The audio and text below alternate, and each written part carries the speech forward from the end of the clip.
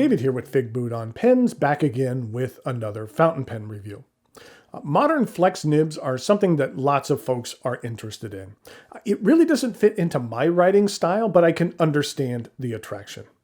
Today I have for you a pen from Fountain Pen Revolution that has an option to come with a very nice flex nib, and that pen is the Himalaya version 2. What I'm going to do today is go over the parts and features of the Himalaya version 2, talk about what I care for and what I don't care for about it. I'll show some measurements, size comparisons, and provide a writing sample. Thanks go out to Fountain Pen Revolution for providing this pen for review. Fountain Pen Revolution is based out of Plano, Texas, and was founded by a gentleman by the name of Kevin Tiemann. About 10 years ago, Kevin became interested in the fountain pen hobby, but was discouraged by the high cost of some of the pens, which led him on a quest for some high-quality, low-cost pens. At the time, he was working in India, and he discovered Indian-made pens. He began by purchasing the pens for himself, and then after a while began to sell these pens online to other enthusiasts. Eventually, Kevin began to partner with Indian fountain pen manufacturers in order to customize pens and nibs to his own specifications. The company has expanded their offerings, so now they stock several different worldwide brands like Pilot and TWSBI and several others. They've also recently released their own line of ink, which I will be sharing with you as well. And then this is the pen. This is the Himalaya version 2. About 3 years ago, I reviewed the original Himalaya. The differences between the two versions are minimal, but I'll show you what those differences are during the size comparison portion of this review. The pen is available in 11 different materials, 8 of which are acrylics. This one here is called the Indigo Blue. Then there are 3 additional colors in ebonite. Let's begin by taking a look at the cap. The end is slightly rounded with a smooth edge. This transitions into a very thin clip band. I find the clip itself to be appropriately sized for this pen, and it functions well with both thinner and thicker pocket or pouch materials. The cap angles up slightly, and at the end there is a metal cap band. On the front, it is engraved with FPR, which stands for Fountain Pen Revolution. Now, I do wish the engraving was centered a little bit better to be in alignment with the clip. The clip is centered over the R in FPR, and I would have cared to see it shifted a little bit and more in the middle of the P. There is a rather steep step down from the cap to the barrel. Now, at first glance, it appears that there is a gap between the barrel and the cap, but upon closer examination, it's more of an optical illusion because the cap band is wrapped around the outside of the cap and doesn't extend over the end of it. So what looks like a gap is actually the dark acrylic of this model. The barrel is straight until about 1 inch from the end, where it tapers slightly, and the end of the barrel, like the top of the cap, is slightly rounded. The cap twists off with a rotation and a half, and underneath for me is the highlight of this pen. This is the Ultra Flex nib. This pen is available with a number of stainless steel nib options. There is extra fine, fine, and medium, and then for an additional cost, you can have this fitted with either a broad, a 1.1 stub, or 2 different flex nibs, which are called Steel Flex and Steel Ultra Flex.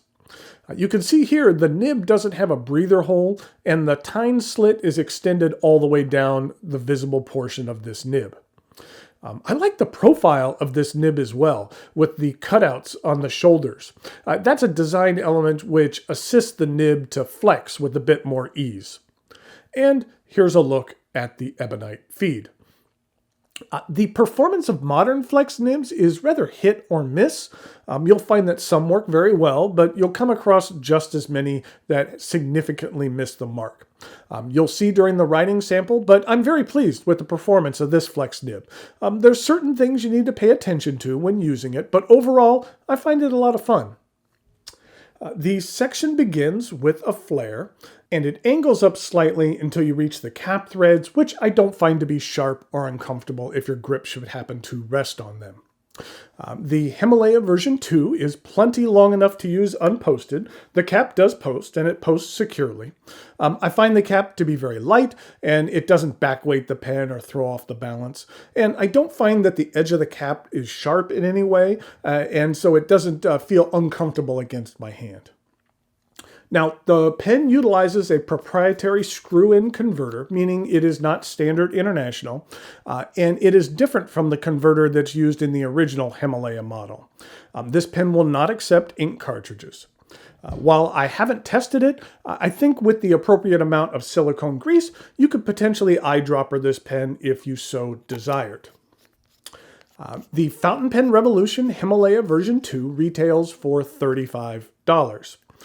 If you would care for a broad, a 1.1, or the standard flex nib, it's an additional $4.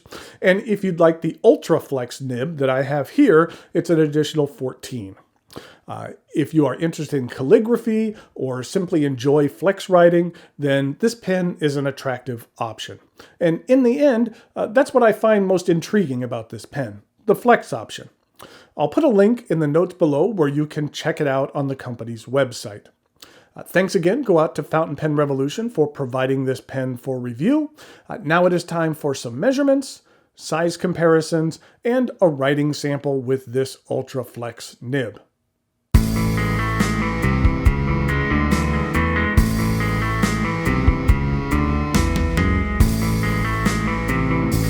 Okay, here we go with some size comparisons for the Fountain Pen Revolution Himalaya version 2. Here it is with the Himalaya version 1. Then here it is with a Pilot Metropolitan. And here it is with an Edison Glenmont.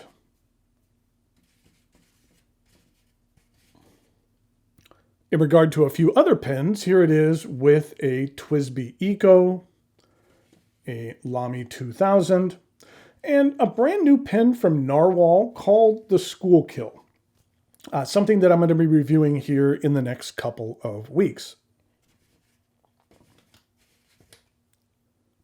In regard to some uncapped comparisons, here it is with the Lamy 2000, then here it is with the TWSBI Eco, and then finally here it is with the Himalaya version 1.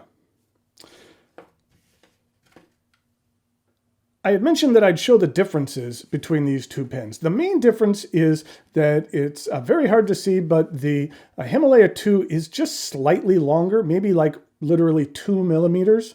And then also the flare on the section is a little bit greater on the version 1. So it's been toned down a little bit on version 2. So what we have here is the Fountain Pen Revolution.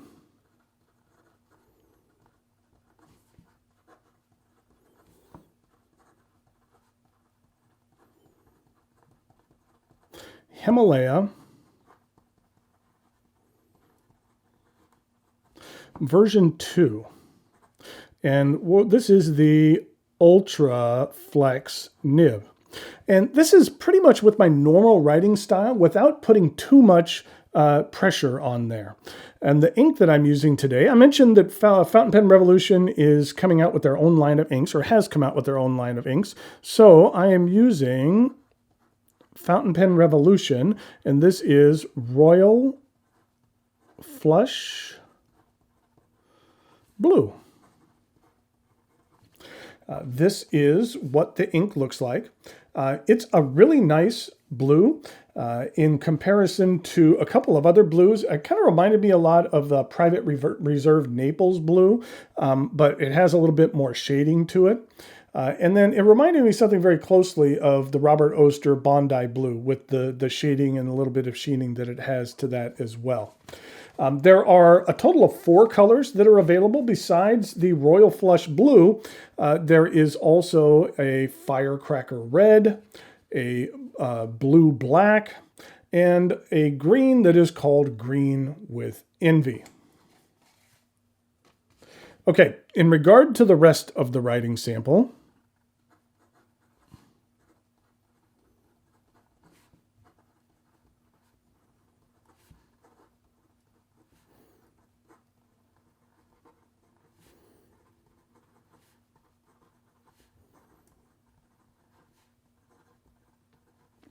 I just wanted to write with it kind of how I would normally write with it without putting too much pressure on it.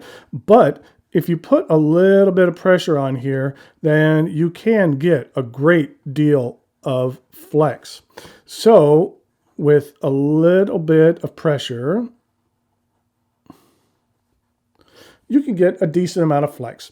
And I'd say when you're flexing it, you just need to be a little bit, take things a little bit easier, because if you're going to go too fast, then you're going to railroad this.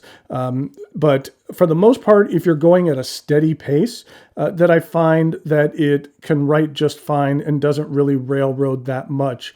But you can see how you can press this and get a significant amount of line variation out of here. In regard to reverse writing, it's very scratchy. In regard to ink flow, it has a decent amount of ink flow to it. And in regard to some fast writing, kind of using normal pressure,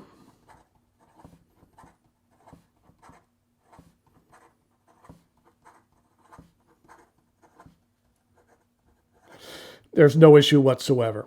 But then let's kind of just test it and see how long it lasts going a little bit quicker.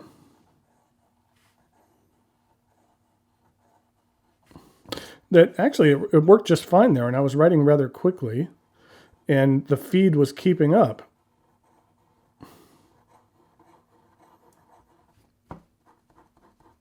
There, it finally kind of gave out, but you could tell up here, if you were going at a deliberate pace, it kept up just fine. If you go way too fast, then you're going to get, the feed is going to get a little bit behind, and the ink flow is going to get a little bit behind. But if you take it at a normal pace, it works just fine. And I find that it's something that is a lot of fun to use. So there you have the Fountain Pen Revolution Himalaya version 2. If you're in the market for a flex pen, then this is something I would definitely consider. That it has performed very well, and I think if you're looking to do some calligraphy or just add a little bit of flair to your writing, then this is something that you should definitely take a look at. Until next time, thanks for watching, and I'll talk to you later.